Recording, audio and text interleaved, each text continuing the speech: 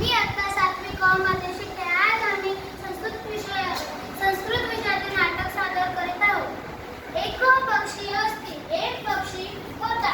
सह आकाशे अत्र तत्र गच्छति. तो पक्षी आकाशात इकडे तिकडे उडत होता. सह